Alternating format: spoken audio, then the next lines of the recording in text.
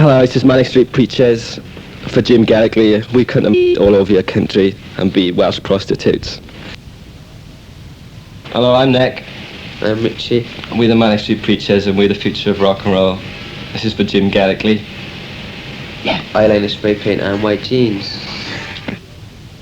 And welcome back to hour 2 of the Groove Machine on Murray Firth Radio. Time to meet this week's guests from Manic Street Preachers. It's Nicky and Richey. Hi there. Okay. Oh yeah. Do you have any sort of master plan for the band? Well, just the fact we want to become the biggest rock and roll band in the world. That's it. And then split up as quickly as we can. That's something you've said. Is that really going to happen? Yeah, definitely. I think the biggest statement a band like us can make is to become the biggest rock band in the world. And then, you know, when everybody expects so much of you, just split up. Now, I just think people expect too much out of bands. You know, when you're young, you look for kind of like something in a band, and they can never offer you anything. So when we just get the point where everybody expects so much, we're just going to split up. I think I should make people think quite a bit. How long is this going to take? I reckon about a year. A year? A year and a half, probably. Yeah. Do you think you have to have a commercial sound to be successful?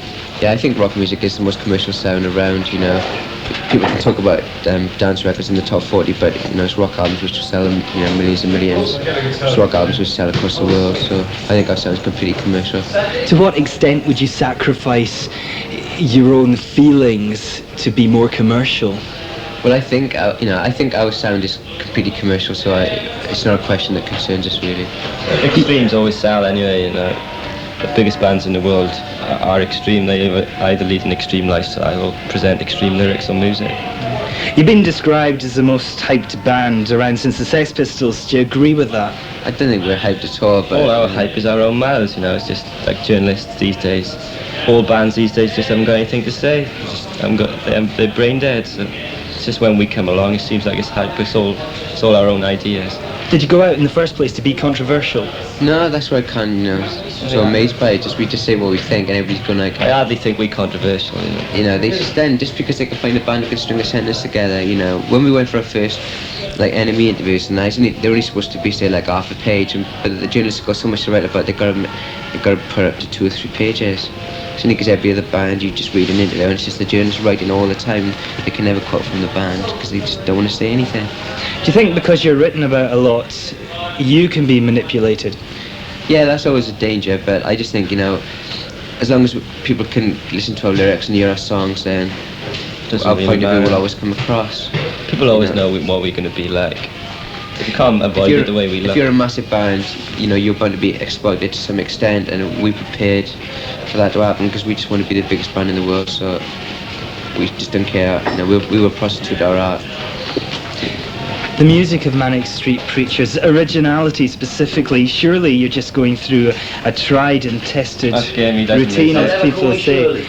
James, music. how original is it? We never said that we were groundbreaking band originally, you know, in the first place.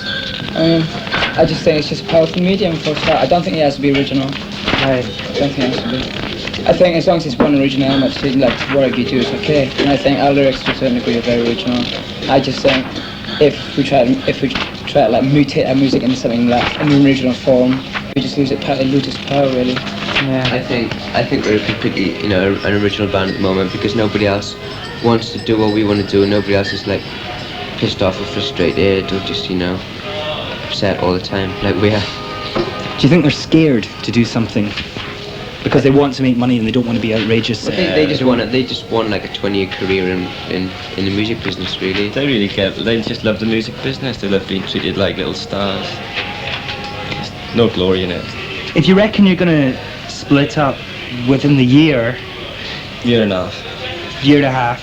Once we've toured America for a bit. Do you want to remain in the music industry? No. I just want to build a concrete bunker and live on my own. Same with all of us really, that's what we want to do. We were like quite happy before the band, just staying in our bedrooms, just doing nothing, watching TV, just soaking up loads of useless culture. We were really happy doing that. I want to be Slash's guitar roadie. So we can easily go back to that, as long as we think we've just done one positive thing in our lives. You don't seem to have many good words for other bands. No, I'm just not interested in any other bands. don't enter our I've got lives. nothing against them. It's just people seem to think because we're in a band we should have respect for everybody else and be pals with them, you know. It's stupid. That's what music record companies want. They just want everyone to be friends. They don't want any competition. They just want to sign useless bands and sell little amounts of records. Who do you respect? At the moment, Public Enemy. We just Guns N' Roses are quite an important band to us just because they prove that like just a traditional rock album can still sell millions and millions of copies. You know, wherever the music papers in this country say, that's what sells records. What were the last record you bought? I haven't bought a record for so long. Yeah, I bought a video. Yeah, just a cool video I bought. That's all. We're just buying videos more than records at the moment, just because we need the visual aspect. The image you put across, is it image or is it anti-image? It's just a total anti-fashion. Just want to destroy designer labels and just show them up for the worthless things they are. When Happy Mondays were, you know, Kappa, or Fila and stuff like that, it's just pathetic. Paying £100 for a shirt just with a little symbol on is just stupid. Surely by doing this though, you're creating fashion. No, we just want to look like a, you know, it's been said about it, it's a pleasing composite of the last 25 years in rock music. And, you know, that's what we want to look like. Just to show how useless it all is, really. No, we are just the biggest cliche in the world. Everything about this is a huge cliche, but we want to be the biggest cliche of all. The end. Has living in Wales, has it been a help or a hindrance for the inspiration mainly? It's been a total help. It just that it's made us into the pissed off band we are. If we don't come from Wales, we'd just be another decadent, happy band with a career. Is there a scene at all where you come from? No, nothing at all. Fighting and drinking. Yeah, that's our scene. That's all. It's just like a living museum piece, you know. Every building there of any worth is like just empty and closed down, and there's nothing to do. Just there's no culture at all apart from like just self-destruction, interclass conflict. That's where we come from. Is there hatred at all against the English? No, really. That's not really. One like frustration again. Just Wales is not really interested in its own country anymore. All that's kind of died off. All people do is just fight themselves. That's all the aggression is just turned on themselves, which I think is in any working class area that seems to be happening everywhere we go. Like last night in Garrett, there was a big fight down the front, just people clubbing each other, and all they had to do was go outside and do it to Barclays, and it'd be such a positive thing. And that's the anger we want to direct, because it doesn't take much, I don't think. Are you still living in Wales? Yeah. Would you consider moving? Yeah, we're hoping to move to London. We haven't been home, you know, for a while just because we're touring all the time. Do you enjoy being on the road? Enjoy playing, not much else. It is really nice, sort of like driving to Scotland for the first time. It was really beautiful. What's the lifestyle like? Boring. Is it boring? It's not a traditional rock and roll.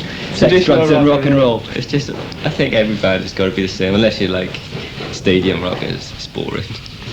So you want to be stadium rock? Yeah.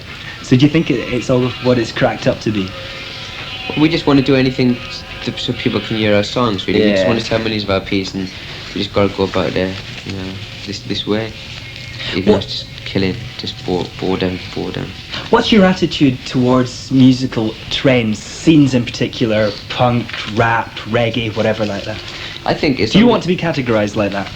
Well, there's You've already been called a punk band. Yeah.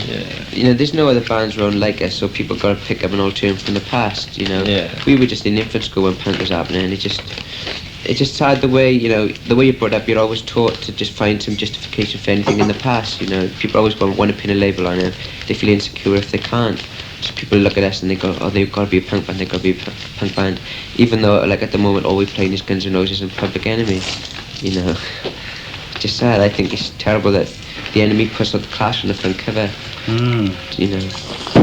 What do you think of that resurrection of the Clash at the moment? I just think it's sick, especially the way Mick Jones is just doing it for all the royalty.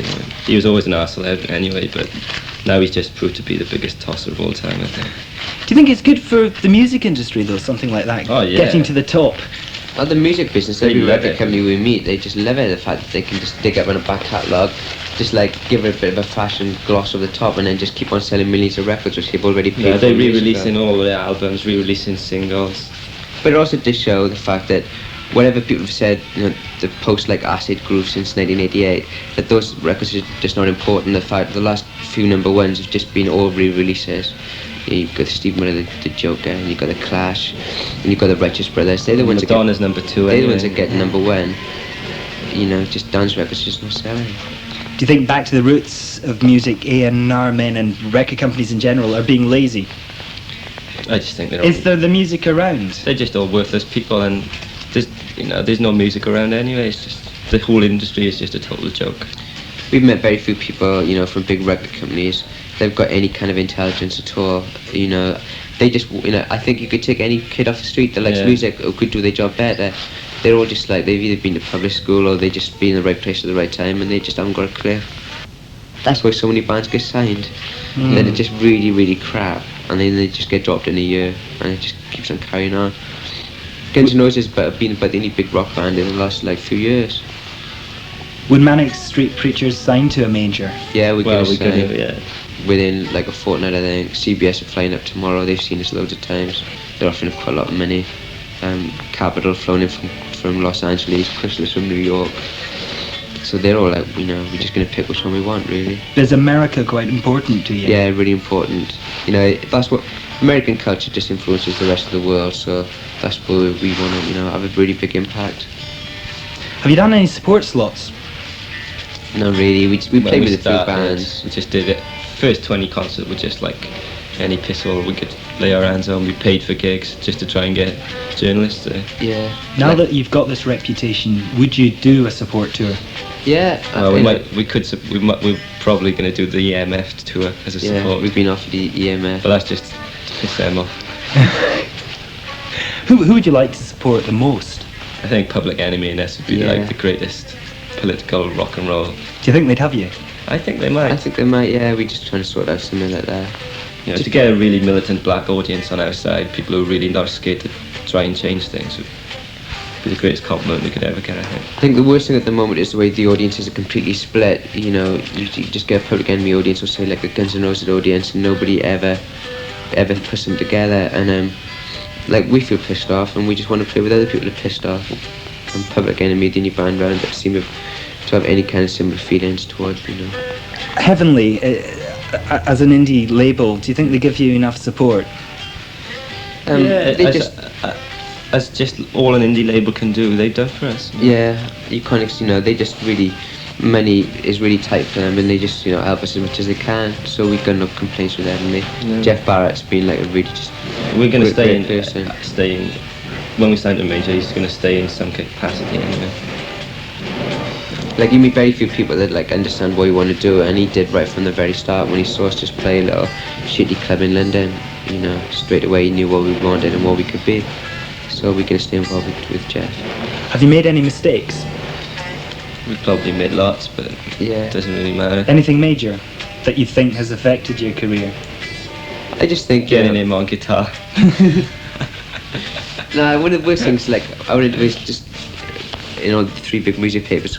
Go on for about 4 hours. We've talked about so many things, and the only time they quote us is when we just slag off another band. So it does seem a bit petty. Sometimes it just in the interview seems really petty, as if we've gone to an interview and just slagged everybody off, which we haven't done. Mm-hmm. I just wish they could have just broadened. But the initial impact is always going to be like that anyway. So. You said that you'd rather be in the sun and the mirror anyway than in the music press. Only because that's what most people read. The readership of the Enemy and all of them together. It's not very important. And even as a barometer of youth culture, I don't think it's that important. Not anymore. But the bands that they choose just got no better now they do in the charts. Iron Maiden do go in at #1, and Iron Maiden never in those magazines at all. But they can just pick and choose their little heroes every few months, and they're never going to chart. The Enemy is just making itself obsolete every week. Every week it keeps on picking bands, which is just destroying itself, I think. How would you go about writing about bands and publishing if you got the job as editor of NME? Well, I wouldn't try and invent some kind of musical genre which I know could not sell. And they built a whole myth around what My Bloody Valentine have achieved, and they're never going to have any kind of broad appeal in this country at all, or anywhere in the world. Mm-hmm. And they can just invent a stance, but unless you can back it up with sales, I just think it's a really pretentious thing to do. So we wasn't going to slag off any other bands. So no, I just try and write about bands that I know people could listen to. Yeah. I think Def Leppard's guitarist should have got a front cover when he died. he wrote all the songs for Def Leppard. They sold 38 million albums.